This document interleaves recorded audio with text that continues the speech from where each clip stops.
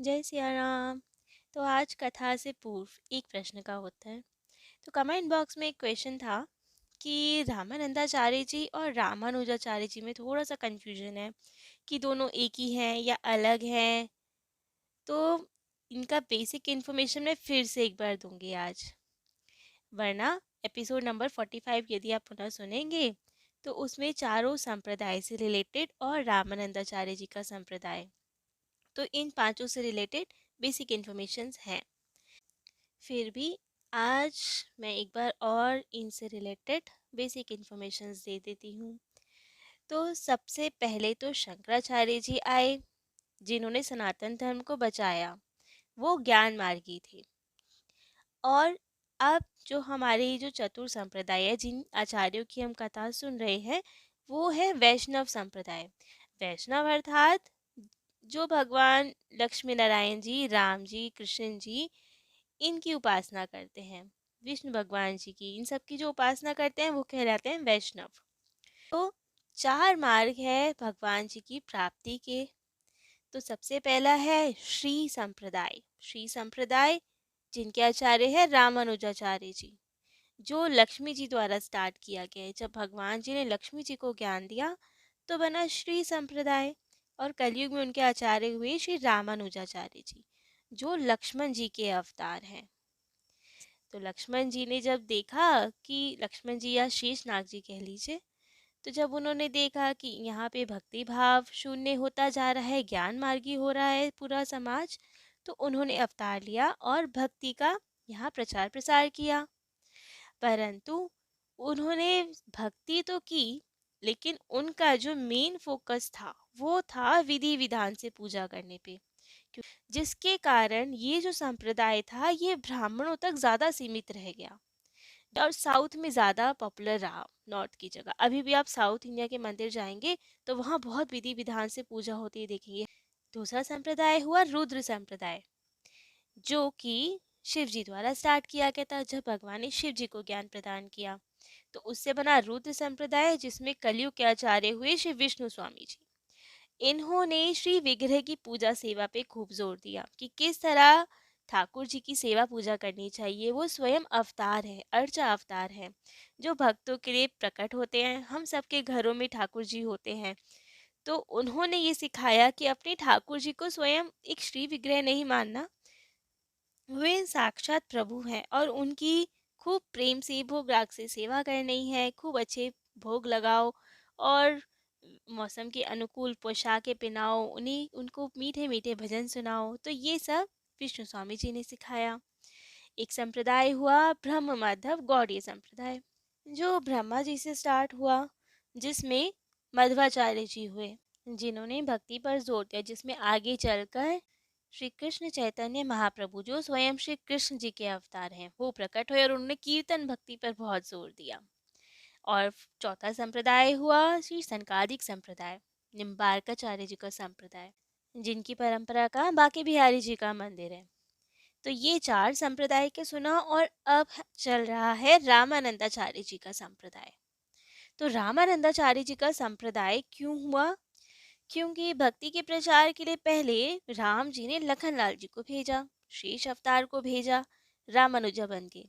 तो उन्होंने खूब भक्ति का प्रचार तो किया, परंतु जैसे हमने अभी सुना, वो सब विधि विधान में रह गए, जिसके कारण वो संप्रदाय ब्राह्मणों तक ज़्यादा सीमित रह गया।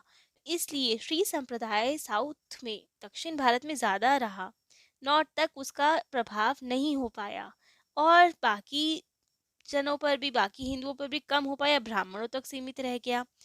तो अब राम जी ने कहा हमारा कार्य तो अधूरा रह गया, भक्ति का प्रचार उतना नहीं हो पाया जितना हम चाहते हैं।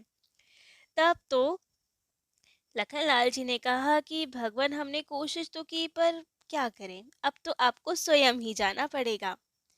और राम जी स्वयं भी आना चाहते थे कलयुग में। क्यों? क्योंकि राम जी ने भरत लाल जी की भक्ति देखी थी कि वो कितने भाव से, कितने आस्वादन से राम नाम का जप करते हैं। जब राम जी उनकी भक्ति देखते थे ना कि भरत जी को तो कितना सुख मिलता है नाम सुमिरन में, तब राम जी हमेशा सोचते थे कि हमें भी कभी इस भाव में भक्ति करके देखना है कैसा लगता है। अब अपना ही नाम तो कैसे जपते वो राम जी बनकर। तो इसीलिए उन्होंने सोचा कि हमें भी धरती पर जाना है और भरत लाल जी की जैसे भक्ति का रस देखना है कि इतने प्रेम मग्न होके कैसे नाम जप करते हैं। ऐसा क्या रस मिलता है इन्हें। हनुमान जी को कितना रस मिलता है, भरत जी को कितना रस मिलता है, लखन लाल जी को क्या रस मिलता है। अब वो स्वयं भगवान होके तो कैसे जानते इस रस को, भक्ति रस को। इसीलिए तो जब लखन लाल जी का कार्य अधूरा रह गया तो राम जी ने स्वयं धरती पर आने का निश्चय किया। तो इसीलिए रामानंदाचार्य जी के स्वरूप में स्वयं राम जी यहाँ प्रकट हुए भरत जी के भाव को लेकर। तो इसलिए रामानंदाचार्य जी राम जी होते हुए भी परंतु भाव भरत जी का था। तो इसलिए खूब नाम सुमिरन किया, खूब भक्ति की। और रामानंदाचार्य जी के स्वरूप में इतने उदार थे वे कि उन्हें विधि विधान नहीं, उन्होंने साधु सेवा पे जोर दिया। जैसे कि बाकी तीनों चारों संप्रदाय में भगवान जी पर जोर दिया जाता था कि कैसे पूजा की जाए, कैसे नाम सुमिरन किया जाए, कैसे उन्हें रिझाया जाए। परंतु रामानंदाचार्य जी तो स्वयं राम जी, और राम जी क्या कहते हैं मानस जी में कि मुझसे अधिक तो मेरे दासों को इम्पोर्टेंस दो।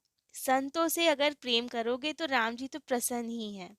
तो इसलिए वही उन्होंने रामानंदाचार्य जी के स्वरूप में दिखाया। रामानंदाचार्य जी की परंपरा में संत सेवा, साधु सेवा ज्यादा इम्पोर्टेंट रखी गई। भगवान जी की सेवा तभी हो सकेगी जब संत प्रसन्न होंगे। तो रामानंदाचार्य जी ने यहाँ आकर साधु सेवा पर जोर दिया। तो यहाँ पे अब रामानंदा संप्रदाय में राम जी का मंत्र दिया जाता था और जानकी मैया का मंत्र दिया जाता था। ईस्ट होते हैं श्री सीताराम जी। तो ऐसे ये मार्ग बने। पहला श्री संप्रदाय जहाँ पे ईस्ट लक्ष्मी नारायण जी, बाकी तीनों संप्रदाय में ब्रह्म संप्रदाय, रुद्र संप्रदाय, संकादिक संप्रदाय में ईस्ट होते हैं राधा कृष्ण जी।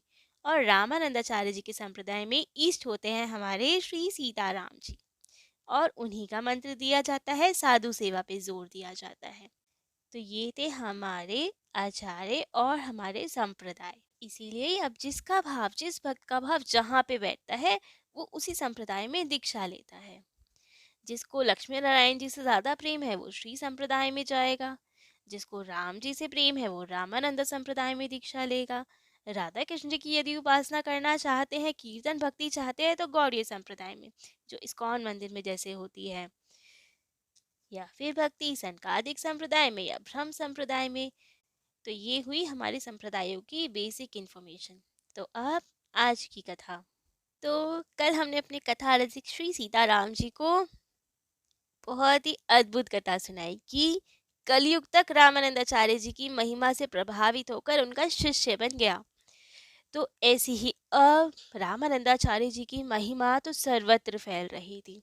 सब उनकी महिमा का बोध करने लगे थे, जानने लगे थे कि वे कौन है। तो ऐसे ही एक बार श्रृंगेरी मठ के जो आचार्य थे श्री भारती तीर्थ जी, वे और उनके छोटे भाई श्री माधवाचार्य जी काशीपुरी आए। और अब इनका सुयश इतना सुन रखा था उन्होंने कि दर्शनों की इच्छा हुई। तो रात्रि को सोचा कि क्यों ना एक छद्म वेश बनाया जाए, मतलब कपट वेश बनाया जाए, रूप बदलकर रामानंदाचार्य जी के पास जाया जाए। क्योंकि यदि इसी स्वरूप में जाएंगे तो वे हमारी सेवा पूजा करेंगे, परंतु वे इतने बड़े आचार्य हैं, हम ये चाहते नहीं। हम ऐसे ही जाएं उनके पास और हम उनकी सेवा पूजा, उनका चरणोदक लें। तो छद्म वेश बनाकर वे गए, परंतु स्वामी जी तो सर्वज्ञ, वे जान गए कि आचार्य आए हैं और उनका शुभ आगमन जानकर इन्होंने अपना दक्षिणाव्रत शंख बजा दिया। अब तो शंख ध्वनि सुनते ही ये दोनों समाधि में लीन हो गए और उस समाधि की अवस्था में इन्हें रामानंदाचार्य जी में स्वयं श्री राम जी के स्वरूप का दर्शन हुआ और परम आनंदित हुए। जब इनकी समाधि टूटी तो सहज रूप से इसे स्वामी जी के दर्शन किए फिर इन्होंने, और परम आनंदित हुए। अब तो दोनों ने भेंट की और शास्त्रों से रिलेटेड बहुत सारी वार्तालाप की। तब श्री भारती तीर्थ जी ने निवेदन किया श्री रामानंदाचार्य जी से कि अनुज मोर चाहत करण वेद भाष्य महाराज, ऋषियन कर यह काज बढ़ याही करिए ऋषिराज। अर्थात कि मेरा जो छोटा भाई है ना, वो वेदों पे भाष्य लिखना चाहता है। और ऋषियों का ये इतना बड़ा कार्य सिद्ध कर पाए, इसलिए इसे ऋषि राज बना दीजिए। इनमें वो सामर्थ्य प्रदान कर दीजिए कि ये वेदों का भाष्य लिख पाए। अब तो इतना सुनते ही श्री रामानंदाचार्य जी ने अपना वरद हस्त, अपना हाथ, अपना कर कमल उनके मस्तक पर, माधवाचार्य जी के मस्तक पर पधराया। और जैसे ही उनके मस्तक पर इन्होंने अपना कर कमल फेरा, इन्हें तो ऋषित्व मिल गया, समस्त वेदों का सार समझ में आ गया। और फिर दोनों आचार्य श्री भारती तीर्थ जी और माधवाचार्य जी इनके गुणों का गान करते हुए अपने स्थान को पुनः लौट गए। श्री रामानंदाचार्य जी की शिष्य प्रणाली तो बहुत ही विस्तृत है।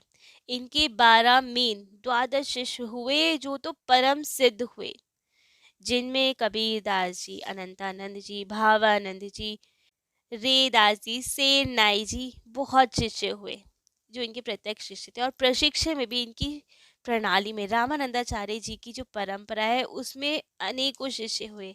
तुलसीदास जी इन्हीं संप्रदाय के थे, मीराबाई जी भी रामानंदी थी। तो अब इनके तो बहुत शिष्य थे, इनकी ख्याति बढ़ती ही जा रही थी। एक बार काशी में बहुत सारे विद्वान धर्माचार्यों ने एक सभा की। सभा क्यों थी? क्योंकि यवन बढ़ते जा रहे थे और उनका अत्याचार बढ़ता जा रहा था, जिसे देख के सर्व धर्माचार्य बहुत ही दुखी थे कि कैसे सनातन धर्म की रक्षा की जाए।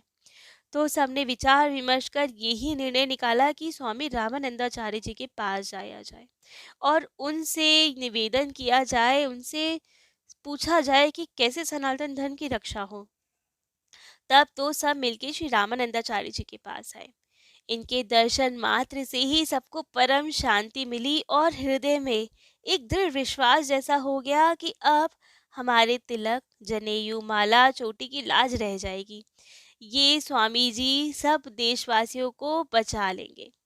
तो अब सब गए महाराज के पास, स्वामी जी के पास, और निवेदन किया कि महाराज, ये यवन रूपी प्रचंड जो झंझावात है ना, ये बवंडर जो है, इसमें पढ़कर, इस तूफान में पढ़कर हमारा सनातन धर्म डूबता जा रहा है। इस धर्म प्राण भारत को आप ही बचा सकते हैं। इतना महान है भारत, लेकिन ये यवनों ने सब कुछ दूषित कर दिया है। अब हम आपकी शरण में हैं, केवल केवल और केवल एक आप ही हमें आसरा दिख रहे हैं जो हमारे सनातन धर्म की रक्षा कर पाए। सब उनके चरणों में गिरकर रोने लगे और कहा कि रक्षा करिए भगवान, रक्षा कीजिए। आपके अलावा अब हमारा कोई नहीं जो हमें सनातन धर्म को डूबने से बचा पाए।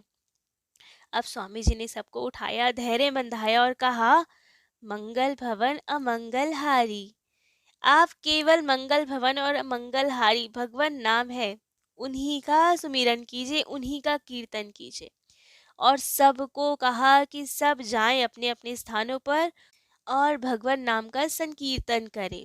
अपने आप सब ठीक हो जाएगा, सब कुछ सही हो जाएगा। कीर्तन सबसे इम्पोर्टेंट है, भगवान नाम सबसे इम्पोर्टेंट है। तो अब सब अपने स्थानों को लौटे और सबने कीर्तन प्रारंभ किया अपने शिष्यों के साथ। और इधर रामानंदाचार्य जी ने अब यवनों का इतना अत्याचार देखते हुए उन्हें शिक्षा देने की सोची और अपनी अचिंत्य शक्ति को प्रेरित किया।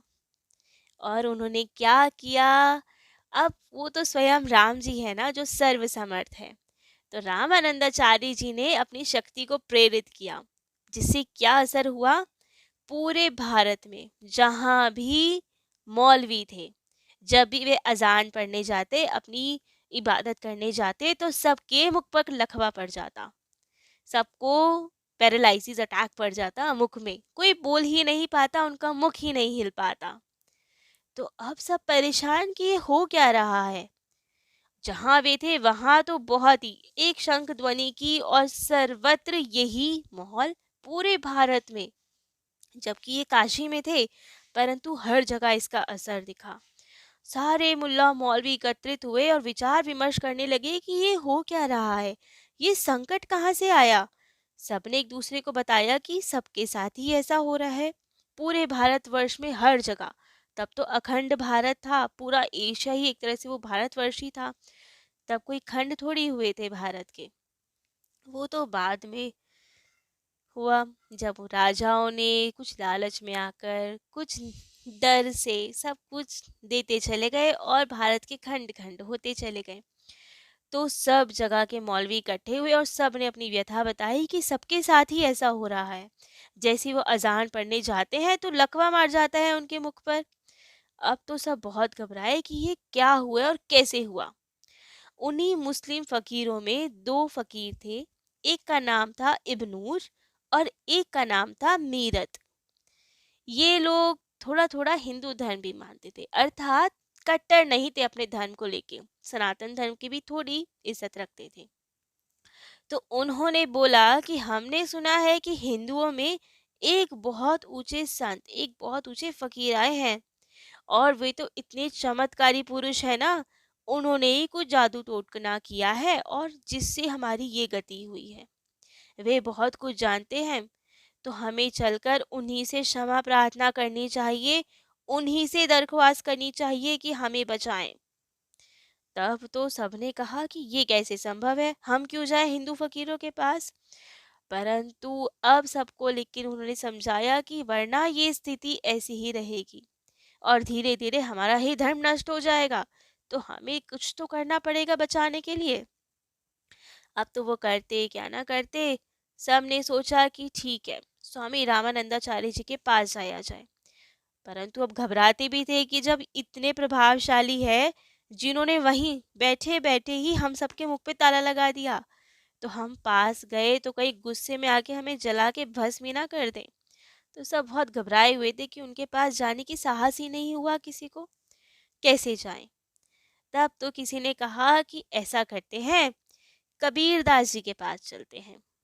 कबीर दास जी का चरित्र हम आगे श्रवण करेंगे जब द्वादश शिष्यों के बारे में रामानंदाचार्य जी के श्रवण करेंगे। तो कबीर दास जी वैसे प्रहलाद जी के अवतार है हमारे यहाँ, परंतु उनका लालन पालन मुसलमानों ने किया था, इसीलिए उन्हें मुसलमान ही माना जाता था। तो सब ने सोचा कि ये तो हमारी ही जाति के हैं, ये भी तो मुसलमान हैं, तो कबीर दास जी के पास जाते हैं और ये है भी रामानंदाचार्य जी के शिष्य, तो हम इन्हें अपनी व्यथा बताएंगे और ये हमारी तरफदारी कर कर अपने गुरु से, अपने रामानंदाचार्य जी से कहकर कुछ उपाय खोज निकालेंगे। तो अब सबको बड़ा उचित लगा कि ठीक है, वो तो हमारी ही जाति के, हमारी बात तो मानेंगे। तो चले कबीर दास जी के पास और जाकर उन्हें अपना दुखड़ा सुनाया कि क्या क्या हो रहा है हमारे साथ। तब तो कबीर दास जी तो बहुत जोरदार भक्त हैं, एकदम निष्पक्ष और स्पष्ट वक्ता। फटकार लगाने में तनिक देर नहीं लगाते, वो बिल्कुल गलत चीजें बर्दाश्त नहीं करते, अब चाहे वो कोई भी हो। तो अब तो कबीर दास जी ने मुसलमानों को बहुत फटकार लगाई और कहा, दिन भर रोजा रहत है, रात हनत है गाय, यह तो खून व बंदगी कैसे खुशी कुदाए। अर्थात उन्होंने इन्हें बोला कि दिन भर तुम रोजा रखते हो, व्रत रखते हो और रात में गैया को, हमारी गौ माता को काट कर खाते हो। यहाँ तो आप खून बहाते हो और वहाँ बंदगी का ढोंग करते हो कि हम तो पूजा उपासना कर रहे हैं। ऐसे खुदा खुश नहीं होते, तुम्हें तो भुगतना ही है। हमारे भी उन्होंने बताया कि कुरान में भी लिखा है कि गाय का दूध अमृत है और उनका मांस तो बहुत बीमारियों की जड़ है, फिर भी जिसका दूध पीते हो उसी को काट के खाते हो। तो ये सब तो होना ही है। परंतु अब सब लोग उनको गिड़गिड़ाने लगे उनके समक्ष और कहा कि हमें बचाएं, अब कुछ भी कीजिए, हमारे मुख पर लकवा पड़ जाता है, ताला पड़ जाता है, हम उपासना ही नहीं कर पा रहे, अपनी अजान ही नहीं पढ़ पा रहे। तो आप कुछ कीजिए, रामानंदाचार्य जी के पास हमें लेके चढ़े और उनसे थोड़ी सिफारिश करें कि अब ये संकट हमारा दूर करें। अब इनका इतना गिड़गिड़ाना सुन के कबीर दास जी ने उन सबको श्री स्वामी जी के पास भेज दिया, परंतु इनमें वो साहस ही नहीं जो उनकी आश्रम के निकट तक जा पाए। दूर ही आश्रम के रहे और हाथ जोड़कर खूब करुण क्रंदन करते हुए विनती करने लगे कि भगवान, हे रामानंदाचार्य जी, हमारा कष्ट सुने, हमारा कष्ट दूर करे। तब तो स्वामी जी का एक सेवक गया स्वामी जी के पास और उन्हें बताया कि सारे मुल्ला मौलवी आए हैं और विनती कर रहे हैं। तब तो रामानंदाचार्य जी ने अपनी कुटिया के भीतर से ही, क्योंकि वे विमुखों का मुख नहीं देखते थे, तो भीतर से ही शंख ध्वनि की अब तो उनकी शंख ध्वनि इतनी प्रबल, इतनी प्रचंड कि उसे सुनते ही सारे मौलवी जितने आए हुए थे सबको मूर्छा आ गई और सब मूर्छित होकर धरती पर गिर पड़े। मूर्छित अवस्था में ही उनके भगवान, उनके खुदा, उनके पैगंबर मोहम्मद साहब, उन्होंने सबको स्वप्न में दर्शन दिया मूर्छित अवस्था में, और उन्हें कहा कि यदि तुम अपनी खैरियत चाहते हो ना, तो स्वामी जी रामानंदाचार्य जी जो कहें वो सब मान लो, अन्यथा कोई उपाय नहीं रह जाएगा। तुम अपने धर्म सहित तुम्हारा समूल नाश हो जाएगा। उनमें इतना सामर्थ्य है कि तुम सबको मिटा सकते हैं। तो अब तो सबकी जब मूर्छा भंग हुई तो सबने अपना स्वप्न एक दूसरे को बताया कि हमें तो खुदा के दर्शन हुए और उन्होंने हमें ये सब कहा है। तब तो सबको समझ आया। उन्होंने स्वामी जी से निवेदन किया कि आप जो कहेंगे हमें स्वीकार है, परंतु हमारा संकट दूर कीजिए, हमें बचाएं अब।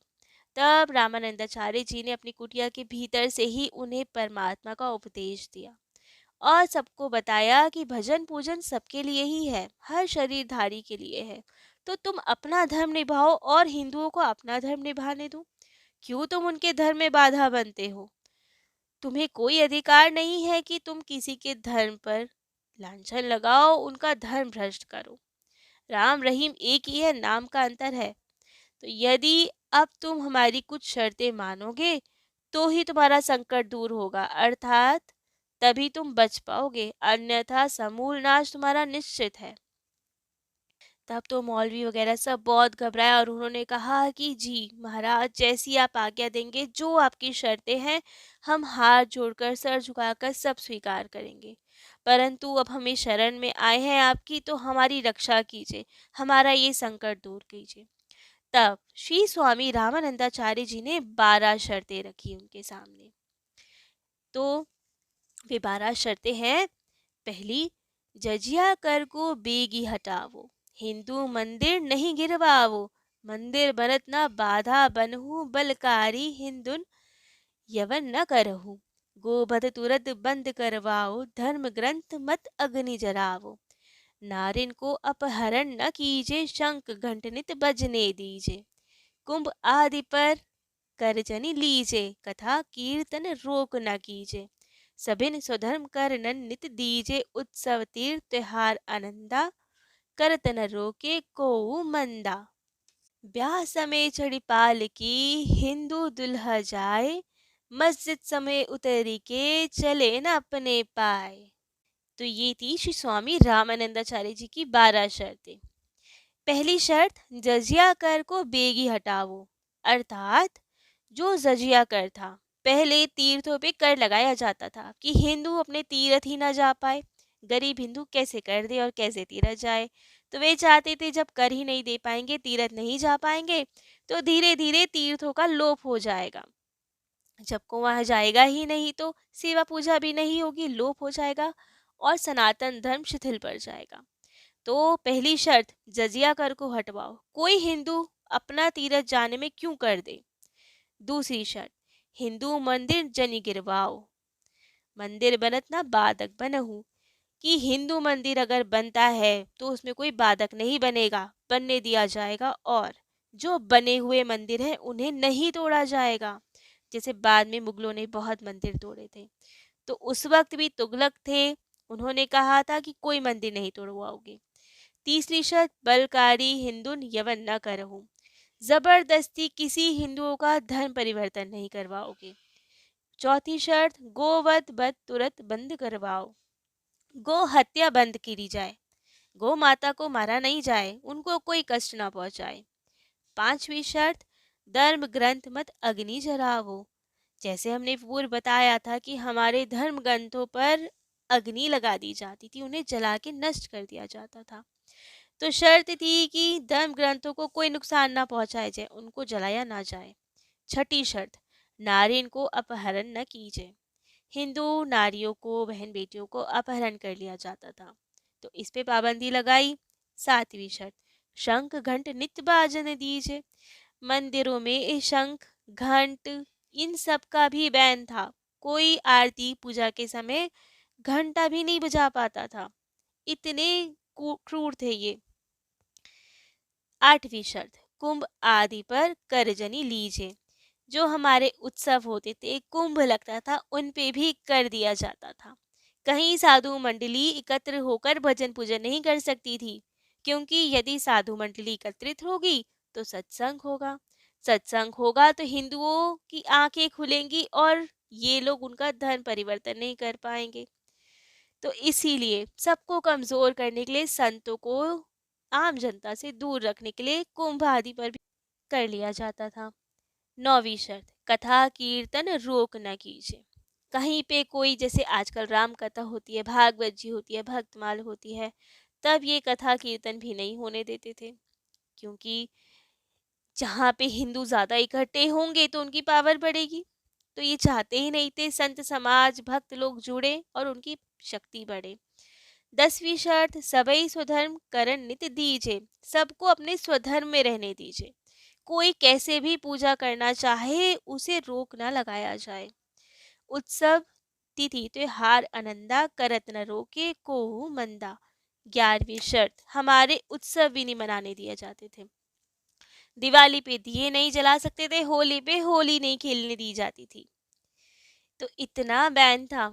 आजकल बैन नहीं है, आजकल तो केवल विरोध करते हैं। सारा पोल्यूशन केवल दिवाली पे ही होता है और पानी की वेस्टेज होली पे ही कही जाती है, बाकी कोई कुछ भी करे। तो आजकल भी जो थोड़े विमुख है, उनको दिवाली होली से तो समस्या रहती ही है, लेकिन उनकी चलती नहीं है कुछ।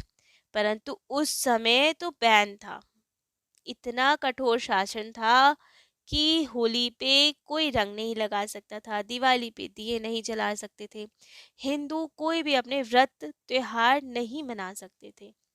और 12वीं शर्त कि अगर किसी का ब्याह है, दूल्हा पालकी में घोड़े पे रथ पे चढ़ के जा रहा है, तो उस वक्त का रूल था कि जा तो रहा है, परंतु कोई मस्जिद दिखती थी तो दूल्हे को नीचे उतार दिया जाता था कि यहाँ माथा टेको और फिर पैदल जाओ। तो रामानंदाचार्य जी ने कहा, क्यों, दूल्हा क्यों पैदल जाएगा? क्योंकि हमारे धर्मशास्त्रों के अनुसार दूल्हे को तो विष्णु स्वरूप मानते हैं और दुल्हन को लक्ष्मी स्वरूपा। तो रामानंदाचार्य जी ने कहा, ये बैन भी हटाओ। हमारा कोई भी भाई अगर दूल्हा बनेगा तो पालकी में रथ पे चढ़ के जाएगा, फिर चाहे मस्जिद ही क्यों ना पड़े, वो उतर के पैदल नहीं चलेगा। तो ये 12 शर्तें रामानंदाचार्य जी ने रखी और सब मौलवियों को कहा कि जाओ, तुम अपने बादशाह गयासुद्दीन तुगलक और तैमूर लंग से मंजूर करवाओ, अगर तुम संकट से बचना चाहते हो। जब ये शर्तें कबूल हो जाएंगी, मंजूर हो जाएंगी और इनका पालन होगा, तभी तुम्हारा संकट कटेगा, अन्यथा ऐसे ही रहेगा, तुम्हारे धर्म का समूल नाश हो जाएगा। तब तो ये बहुत घबराए और तुरंत अपने बादशाह के पास पहुंचे और उन्हें सब स्थिति समझाई। बादशाह भी अब इतने मौलवियों की बात कैसे टाले, उन्हें समझ में आया कि कितना गहन संकट आ गया है और उन लोगों ने इस पे हस्ताक्षर किए और घोषणा करवा दी कि ये सारी शर्तें हमें स्वीकार हैं। और अब मौलवियों ने कहा कि भगवान अब तो हमारा कंठ खुले ना, अब तो इससे मुक्ति मिले। तो रामानंदाचार्य जी ने कहा, जैसे जैसे हिंदुओं का संकट दूर होता जाएगा, ये शर्तें जैसे जैसे लागू होती जाएंगी, वैसे वैसे आपका भी संकट दूर हो जाएगा। और वैसे ही हुआ, जैसे ये सब पाबंदियां हटी, वैसे ही अब ये भी अपनी नमाज अदा करने लग गए। तो अब हिंदू भी मुसलमान भी मैत्री पूर्वक रहने लगे और दोनों दोनों अपने स्वधर्म में स्थित रहे। तो ये थी आज की कथा रामानंदाचार्य जी की, कि किस तरह उस समय भी इन्होंने गौ हत्या बंद करवा दी, जो आज भी नहीं कर पा रहे हैं हम लोग। आज भी गौ माता का वध तो होता है, लेकिन उस वक्त तुगलक के शासन में भी ये सब बंद हो गया था। तो आज के लिए इतना ही। कल श्री रामानंदाचार्य जी की और महिमा और लीलाएं श्रवण करेंगे। जय जय श्री सीताराम।